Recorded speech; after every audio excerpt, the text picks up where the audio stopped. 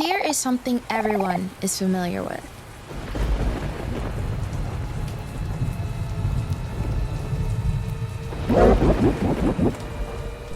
Some people fear spiders, some people fear being alone, and some people fear death. Some people may not even know what they are truly afraid of, and others may act like they aren't afraid of anything. But deep down in our hearts, we all have a fear.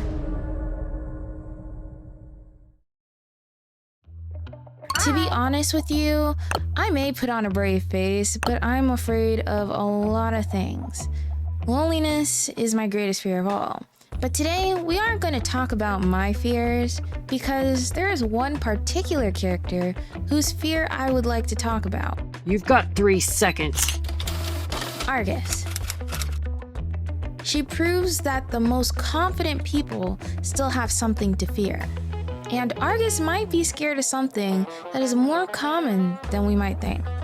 Texas is a vast land of plains that seem to go on forever. The air is dry and the soil is thick, perfect to grow crops or to raise cattle. Texas is a big place with frequent visitors. However, no matter how large Texas is, nothing and nobody can hide from Argus, the 100-eyed giant. Argus may be blind to one eye, but her other eye is as sharp as a knife. Using that eye, she can see things most people aren't capable of. Faded footprints, or even the smallest hair left behind, isn't a problem for Argus. She's strong, smart, and dependable. The Argus everyone can count on to get the job done. In 2.1, Vertin, Lilia, and Argus all end up at Tuesday's hotel. Vertin and Lilia are there to look for Barbara, and Argus is there to look for her childhood friend, Kayla, who went missing.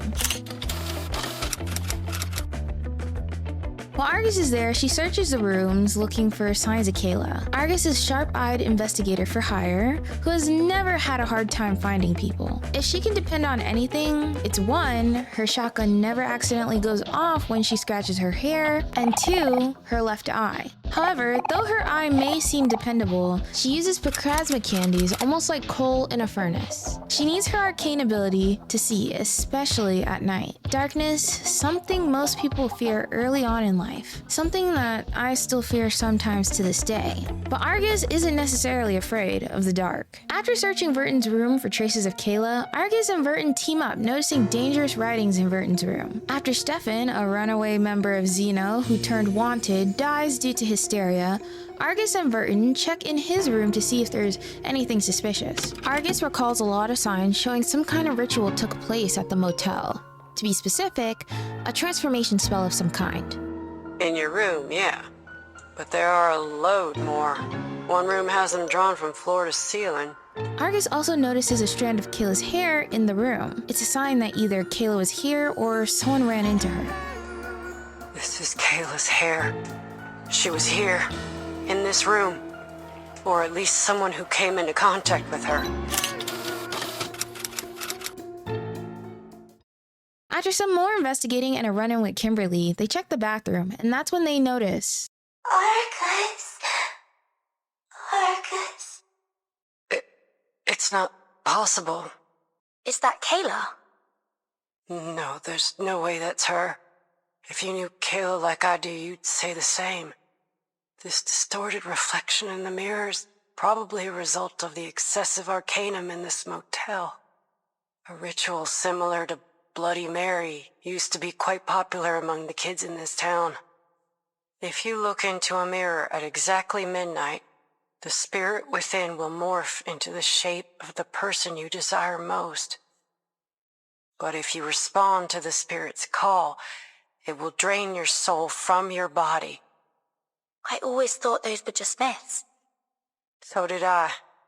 But after all the strange things I've seen, I've become less surprised. These spirits feed on the energy of our souls. That's why you should never trust a word they say.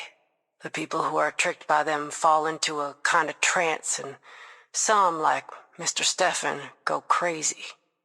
I wonder what he saw in the mirror.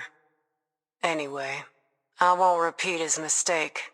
For mercs like me, the deepest despair ain't external danger. It's internal hesitation. If some pale imitation makes me hesitate so easily, And how can I claim to be able to protect others? You've got to be able to stand your ground.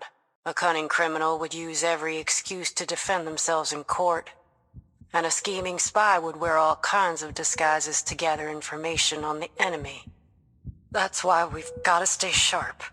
When it comes down to it, we only have our own two legs to stand on. Mercs ain't philosophers. Once a merc starts pondering morals, justice, and ethics, they're digging their own grave. For a merc, the mission objective is the only thing that matters. Overthinking don't bring nothing but disaster and destruction. That's why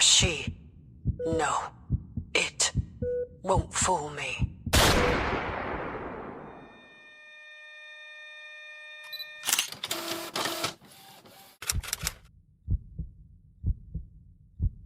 No, that can't be. Unless... In the Red Wall, we learn of Argus's true fear: failure. On another mission while trying to find Kayla, Argus finds a red wall. A wall with an assortment of blood from different species splattered all over it. She investigates it with her eye. Fish, rabbits, and even human blood is on this wall. Due to her investigation, she suspects the culprit to be a hunter that was featured at the beginning of the story. However, after catching the Russian hunter, it is revealed that he is in fact not guilty. Thus, the sheriff let him go. After hearing of this, Argus goes to find the man herself, because this can't be right. She returns to the red wall, but something isn't right. Instead of blood, there's only apricot juice splattered all over it. That doesn't add up. She saw it with her own eyes. The hunter is there and explains that he had no idea what she was talking about when she was talking about the blood, and that she was mistaken. Argus, the strong, smart, and dependable Argus, was wrong. Did her eyes deceive her? Her eyes have never deceived her before, unless... It's implied that back at the hotel, Argus killed the real Kayla who was trapped in the mirror. This is after Miss Grace took over her body.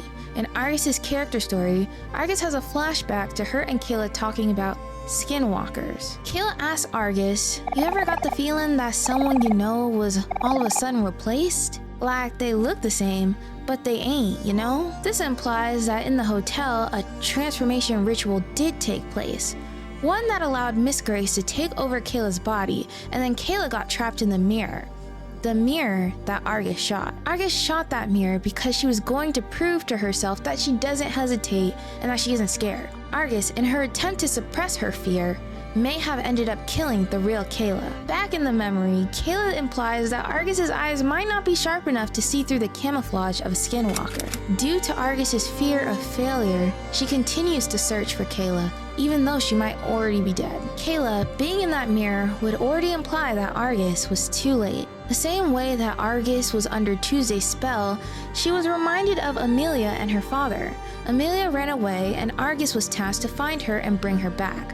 When Argus found Amelia, she made it very clear she didn't want to return. So instead of Argus bringing her back like her mission entailed, she told the father to let her daughter be. The father ended up going to look for Amelia himself, and in the process ended up dying. Argus can't be wrong because people depend on her to get the job done, and she depends on her eyes to help her get the job done. The one thing about her that may seem the most unreliable, which is why I believe she takes the candies even though she's practically overdosing on them. It's because she depends on those candies to help her with her arcane skill. She depends on her arcane skill to get the job done, and people depend on her to complete the task no matter what. But her eyes failed in a mission where she depended on herself to complete it. And because of that, she continues to search for Kayla even though she saw what she saw. Because her eyes know. Because she couldn't have made a mistake. Kayla is still out there, somewhere. Fear of failing is something that has played a big part in my life.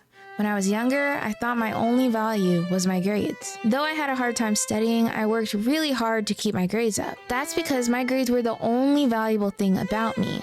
Everything else, others were already better at. So whenever I would fail to keep my grades up, it was essentially the end of the world for me. To first remedy the fear, you need to acknowledge that it exists. At times that can feel overwhelming, but confronting fear is seeing the truth. When Verton confronted her fear, she saw Tuesday's illusion for what it really was. So the first step of overcoming fear is to confront it. Because if I never overcame the fear of failure, I would most likely not be here, living the life that I'm living today.